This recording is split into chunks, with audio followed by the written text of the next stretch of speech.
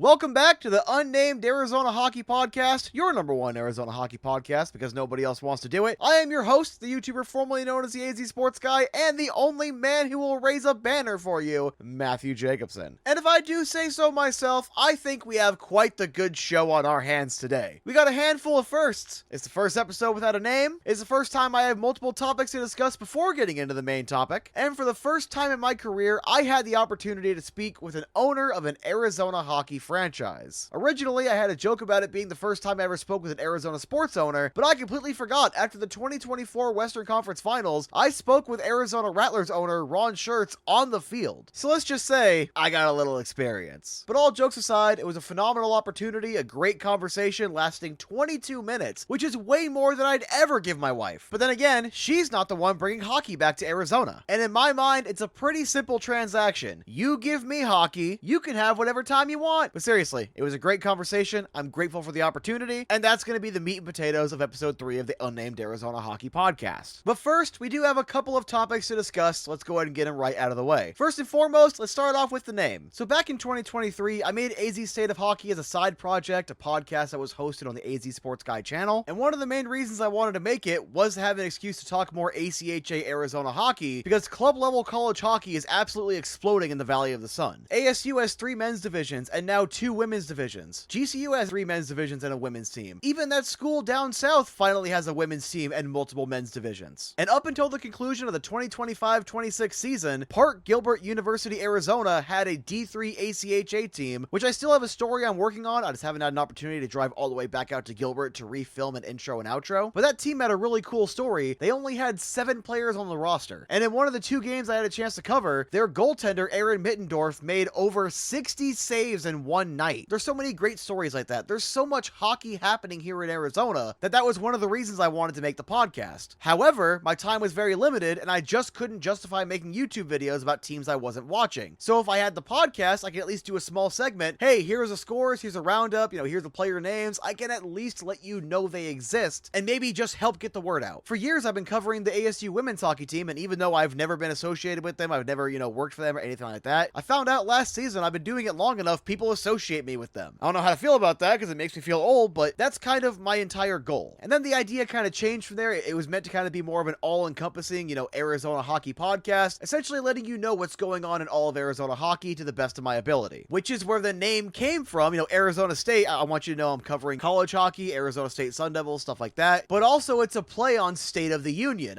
Here is the state of hockey in Arizona. So to me, it just made sense. However, when I recently made the decision, now that we finally have enough hockey for me to talk about, as a team that's closer to me with the Phoenix Inferno, we got a couple USHL teams coming in, there's enough hockey for me to justify doing a full hockey podcast, and I've spent the last 2 years trying to kind of legitimize myself a little bit as a reporter, gain some new skills, gain some knowledge, stuff like that. I feel ready to just get 120%, 200% right back into hockey, and then I came to the realization after 2 episodes what an idiot I was being, because the term state of hockey is a trademark owned by an NHL team in Minnesota. And obviously, if I'm going to put in all the effort to try to build this podcast and try to just do what I can for hockey in the Valley, maybe, just maybe, I shouldn't be an idiot and use a phrase that is trademarked and could potentially get me sued into oblivion. Now, to be clear, I was not sent a cease and desist. I was not sent any nasty letters. I just realized I was being kind of stupid. And if I want to actually build this into something that I want it to be and I'm going to be proud of, I need a new name. I've already decided what the name is. It's going to sound a little weird. It gives me the opportunity to keep the AZ branding I've been keeping, AZ State of Hockey, AZ Sports Guy. I always keep those 2 letters, and it's meant to be said AZ. I cannot tell you the amount of times people have said Arizona Sports Guy, and it doesn't sound right. But I've got a name that I like. It's going to sound weird, but we'll see what Richie comes up with. He designed the AZ State of Hockey logo and branding. He designed the Jacobson Sports Network branding. I got full faith in him. So hopefully over the next, I'll say 2 to 4 episodes, because I'm not going to rush him. I don't really need it done tomorrow. The podcast will have a proper name, will be good. It should be finalized before hockey season itself starts, is probably what it's looking like. But yeah, that's what's going on. That's why the name change is happening. Let's go ahead and move on to the next topic. And that would be more Arizona hockey arena drama. So Craig Morgan put out a piece this week talking about Ben Robert, who is the owner of the Phoenix USHL franchise. Because remember, when the USHL announced that they were going out west, they announced Arizona was getting 2 franchises, one going to Phoenix and one going to Prescott Valley. Justin Reynolds, he owns the Prescott Valley franchise. Ben Robert owns owns the Phoenix franchise. Craig Morgan previously reported that Mullet Arena officials confirmed no hockey team had approached them to play their games there. And now that he had an opportunity to interview Robert, it's been revealed that there is currently no arena plan. However, there is a deadline by mid-October for an arena plan to get finalized, for an arena plan to get done, in order for the Phoenix franchise to still happen. And I'm going to reiterate something I said on Twitter. It's both very concerning that the USHL allowed them to announce the franchise with no solid arena plan. However, it also shows the faith they have in Robert. And whether I'm talking to Reynolds or reading words directly from the USHL in their press releases, as I'm trying to dip my toe into this space, I'm obviously not very familiar with the landscape as a whole, everyone seems to think very highly of Robert. So it also shows just how much faith they have in him, but I'm still wary. Now, an arena that's about 3,000 to 5,000 seats, because Craig Morgan also got the USHL to confirm you need to have at least a 3,000 seat capacity, that's a little more doable. And Robert pointed out that it's crazy that a metro as big as the greater Phoenix area only has that one mid-sized arena. There is room in the market, and Robert himself said that not everyone can afford NHL or even NCAA tickets, and that the market is big enough to be able to support multiple teams. But regardless, I'm a little concerned. I'm not a big fan of the setup. However, it's much easier to get a 5,000 seater out of the ground. We'll wait and see. As I already stated, Craig reported that the deadline is mid-October, so definitely keep an eye out. Keep an eye out on his Substack, on his social media accounts for some reporting around early to mid-October. And finally, we have a Tucson Roadrunners update. So, Roadrunners president Bob Hoffman was recently on the Upside podcast, and the topic of the arena lease came up, and a couple of things were said. First and foremost, it's confirmed there are 2 years left on the lease. We already knew that. A little bit of backstory. A couple of years ago, when Alex Morello was trying to move the Tucson Roadrunners to the Mullet Arena, their contract said they could play 5 games outside of Tucson. The AHL basically said you're going to play pairs or you're not going to play at all. So you can't play that one odd game at Mullet. Now, there are exceptions that I will note on the schedule. There are sometimes games in the middle of the week where it's a one-off. So it's entirely possible that could be a thing, but obviously the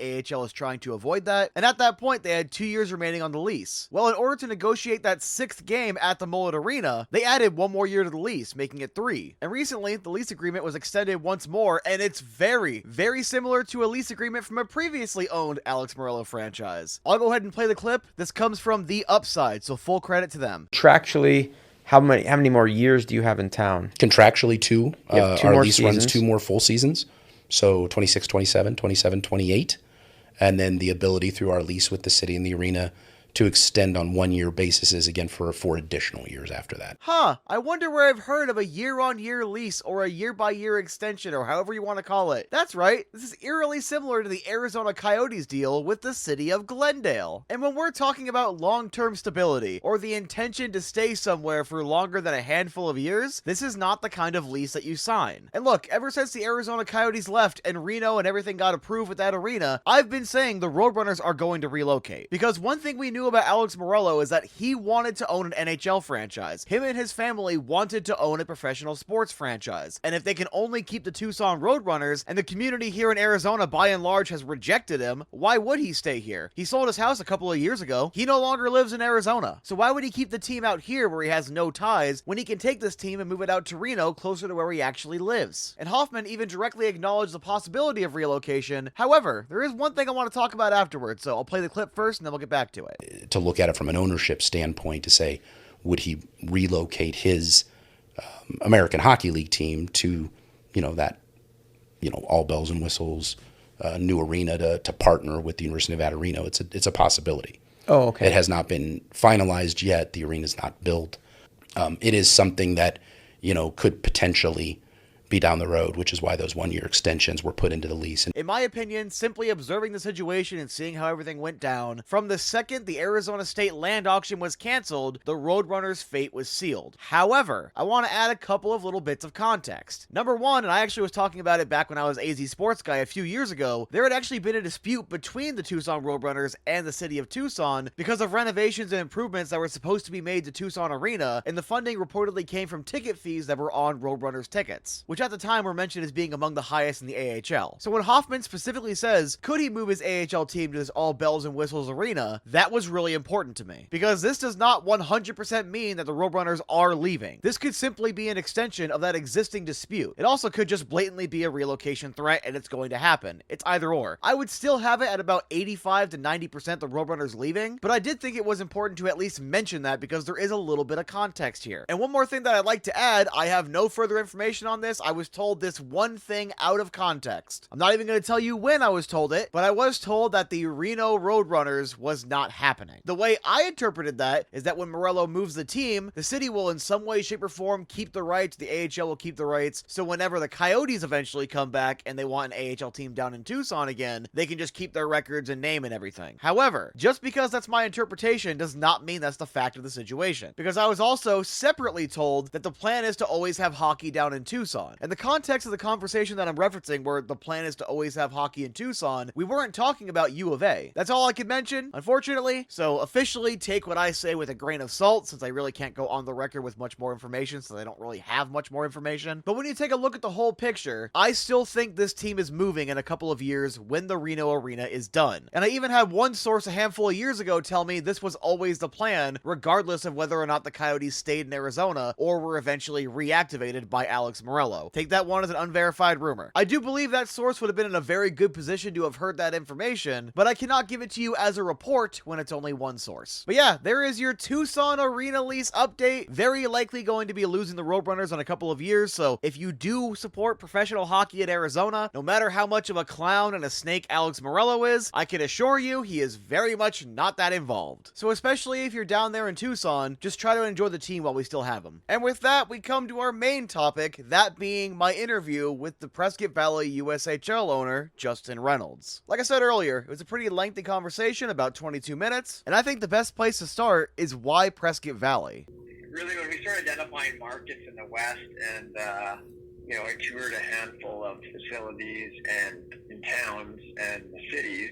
When we got to Prescott Valley, it really felt like home. It really felt like a community, and that was really important to us. And so right off the bat, we kind of knew that was going to be a spot. And then for us, we wanted a place that had a little bit of hockey history, and then more importantly, a place where communities could come together and support the team. And so that's why we identified Prescott Valley as the place. They obviously had a lot of success previously with the CHL team they had, and so we knew there was an established market there as well. And then with the lack of hockey for the last 10 years, it just made a lot of sense for us. It just felt like home, felt like a family atmosphere for us, just walking around town. And just driving through, it just felt like a spot that would be extremely successful and supportive.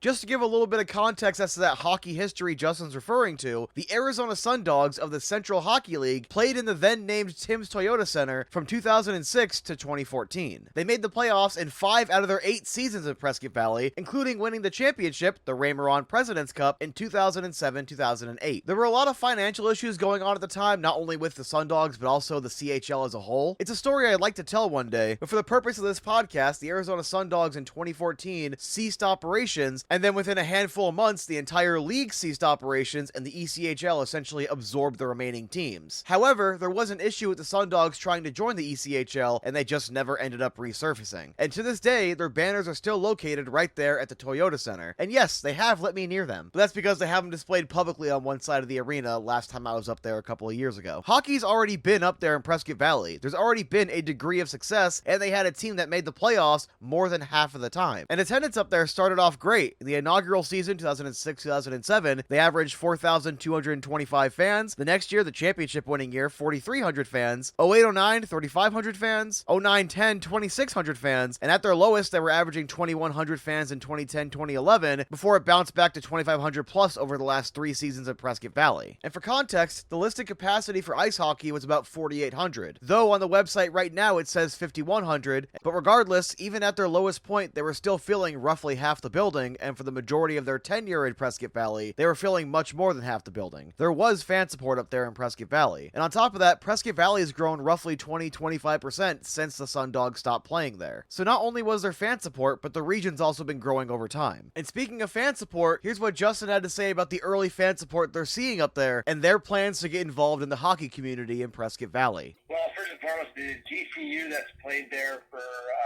2 games a year there, they've sold out the last couple of years, actually, both games. That just tells you a little bit of the community support for hockey and how excited and, I'll say, starving the fan base is for local hockey, with them selling out that building on every 2 nights every year for the last couple of years. So that really set the tone. And for us, for growing the game, I know, part of the thing that Luke Robitaille always said, our meetings originally, it's our job at the NHL level to grow the game of hockey, and it's our job as the top Tier 1 junior hockey in the United States is to grow hockey. And so one of our important pieces when we were negotiating with the town for a lease was to create a youth hockey association. So I've spoken to the Arizona Minor Hockey president and got their blessing. And we are in plans of starting a grassroots programming up there in Prescott Valley and have an opportunity for local kids and families, boys and girls, to play hockey locally instead of them potentially, I know that unfortunately there's been very few kids and families have been able or that committed to drive a 3-hour round trip to Flagstaff or Phoenix area. I think those two organizations have done fantastic jobs for youth hockey, but there's just a big opportunity for those kids that just don't want to drive that, those families that don't want to make that drive. And so our goal is to have a grassroots programming for young kids and learn to skate, learn to play, and then get as many kids playing this fantastic game of hockey long term, and with that, of course, they become the fan base and everything else, and we're very excited, and that's a big piece of the town.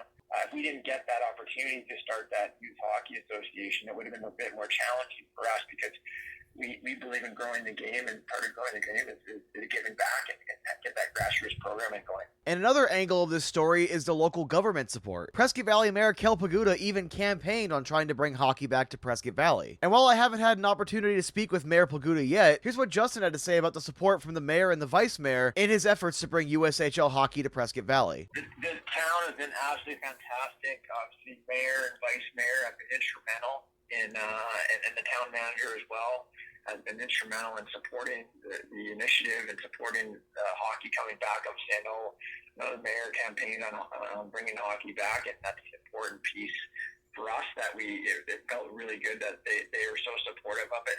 The community's just excited. And while obviously you need ownership, you need a fan base and fan support, and you need local government support to at least help you get across the finish line, as we're seeing with the efforts to bring the NHL back to Phoenix, or even the USHL Phoenix franchise, you also need that arena. I've already mentioned that the team's going to play out of the Findlay Toyota Center, and here's what Justin had to say about the arena. The facility's fantastic. It is the perfect size for USHL standards. It's 4,500 seats with the luxury boxes and low seating. It's a perfect size for what the fan base should bear in that market. It's a single bowl, of course, and with that, there's not a bad seat in the house. Everyone gets close to the glass. I know part of the upgrades that the town's committing to, of course, is the 2 new scoreboards that they're going to put in, and then new dasher boards and glass. So it's going to feel like a really brand new facility. But the size of it is the perfect size to have that family affordable entertainment, and that's the goal for us. This one I have to present to you as is, but I gave Justin the opportunity to pitch this USHL franchise to the Prescott Valley market. I asked him directly, why should this market support you and this hockey team? Here's what he had to say. Yeah, it's a great question. So our mission, Steve, I hate releasing it this early. I'm going to do it in the press conference, but I think it's get people really excited. Our mission is to create smiles and build community, and that is our team vision. Like I said, I'm going to harp on it and say it internally and externally 1,000 times a day. Our job is to create a fun, family affordable entertainment. And the level of hockey, when we create fun, and that's fun with the staff, fun with the players, fun with the fans, our fan base is going to be entertained. And that's our mascot. We've already identified our mascot, what that looks like. He or she, or whichever, they're kind of, I guess, unisex in a mascot perspective. They are create just tons of fun, and that's fun during the games, and have those kids laugh and have those fans laugh, and different things that we can do to really create that atmosphere where they can see how great, hockey is. And USHL standards, people maybe from this area don't realize how good talent is. This is future stars of tomorrow that you see in the NHL. 3 big names that come off the top of my head from Arizona. Obviously Austin Matthews, Matthew Nyes, and Josh Stone. 3 fantastic, very skilled hockey players playing in the NHL, and they all went through the USHL pathway. When the level of hockey that these fans are going to see come through their doors, these are tomorrow's NHL players. And so whether they're going to make the step to NCAA Division I, whether it's ASU or Denver or North Dakota or whichever, and then go to pro hockey, or are they going to go direct? Right now, the NHL is a big push right now they're getting younger. So the pathways, more and more players jumping from the USHL right to the NHL or minor pro, the American Hockey League. But the talent level they're going to see come through the doors, and they're going to have NHL scouts in our building. The level of play is significant. And obviously, we're hoping to have Arizona content, and that's the goal, and create those opportunities for the local kids and families. And he added this when I gave him the opportunity to say whatever he wanted at the very end of the call. And help grow this fantastic game of hockey in Arizona. And of course, the ultimate goal, of course, which everyone wants to hear, is let's see how we can contribute towards bringing the NHL back to Arizona. And so it starts with us too as well. And the more excitement for hockey, the more the NHL will get behind it. And once again, I want to thank Justin Reynolds for his time. It was a fantastic conversation. I used a lot of it. A lot of the conversation was used in this video. The only couple things that weren't is a couple miscellaneous notes I'll go over right now. They do have a team name finalized, though he wouldn't share it with me, obviously. I tried. Obviously, I gotta at least ask the question, but they have the name finalized. They're just finalizing trademark stuff, and they do want to announce it by about mid-September and at the latest October 1st. So at this point, it's fair to say that by October 1st, there will be an official press conference up there in Prescott Valley at the Findlay Toyota Center announcing the Northern Arizona hockey team. And the reason I say that is because I am leaning that they're going to go with the Northern Arizona identity, the same way that the Northern Arizona Wranglers of the Indoor Football League went. Especially when you're in these unique markets where you're in a smaller town with other bigger cities surrounding you, or potentially bigger cities surrounding you, you want to market to that entire area. You want to tell everyone in that area, whether it's Prescott, Prescott Valley, Flagstaff, hey, come down here, we have hockey, come watch it. And on top of that, the website has NAZ in the URL. So right now, I am currently leaning they're going to have a Northern Arizona identity. As for my personal thoughts, real quick, disclosures and kind of wearing my biases on my sleeve. Like I said, I was personally complimented in the interview very briefly, and obviously I love Arizona hockey. Arizona's a hockey market. This is a hockey state. I know it. I believe it. I've loved hockey ever since I was in elementary school. I personally would not have the life I have without the Coyotes. That is not a joke. That is not a meme. I would not be married or have a child had it not been for the Coyotes being here. Long story, I'll talk about it somewhere around episode 18, but I genuinely want hockey to work, and when I spoke with Justin Reynolds, he did not give me any answers that made me kind of stop and question the motivations, or kind of question like, do I trust this guy? And while obviously it's the first time I've spoken with him, I cannot speak on a personal level of how trustworthy he is. I did not sense any red flags. And so far I'm trying to get more information. Obviously I've reached out to the mayor's office, I've reached out to the arena. I'm just trying to get, a bigger sense of what's going on here. But just going with my gut, I think this is a genuine effort. Obviously it's a for-profit enterprise, and I have no problem with that as long as the local community gets some benefit out of it. And considering the mission to want to help grow hockey in Arizona, especially with that community up in Northern Arizona that just kind of feels like it's forgotten, I have good feelings here. I know obviously as a reporter you're not supposed to get personally involved with stories, which is why I'm telling you these are my personal thoughts. Take it with a grain of salt. I have my own biases, but as of right now, I believe in what they're trying to do up there. I think it can work. I think Prescott Valley and Northern Arizona as a whole, I think it's an untapped hockey market, or a largely untapped hockey market. And I want to say this right now, I'm not disparaging anyone or any hockey programs or anything like that, but it's not even the local school NAU that's selling out that building. It's arguably the third biggest school in the state, that being GCU, their club team going up north and selling out that building twice a year. That shows the market wants it. That is the market trying to send a feedback mechanism like, hey, are you going to do something about it? And Mayor Paguda and Justin Reynolds and everyone else involved, the USHL, they saw those signals and they're now bringing hockey to that market that is hungry for it. And I think it can succeed. I mean, look at the support for the Arizona Sundogs, and they played in a league that was below the ECHL. The ECHL actually ended up absorbing the remaining teams. And the ECHL, while it has its place in the ecosystem, it does belong for prospect development. It's a third-tier professional league. So the fact that you have, let's say, a 3.5-tier professional league and they were still selling out more than half the building, it's a hockey market, and I think it can work. And as of right now, I do believe in what Justin Reynolds is pitching. I just hope that he follows through on it. Because even though it's on a much smaller scale, they're showing the blueprint the NHL has to follow. You have local fan support, local government support, an owner, a building, and an attempt at community outreach. And while obviously we have to wait to see those attempts realized, they're saying all the right things, they've planted all the right seeds, and they have all the right tools. I think this can work. But obviously, those are the thoughts of a lifelong Arizona hockey fan who just so happens to also report on hockey in the Valley. And that is it for episode 3 of the Unnamed Arizona Hockey Podcast. I am your host, Matthew Jacobson, and remember, hockey belongs in Arizona.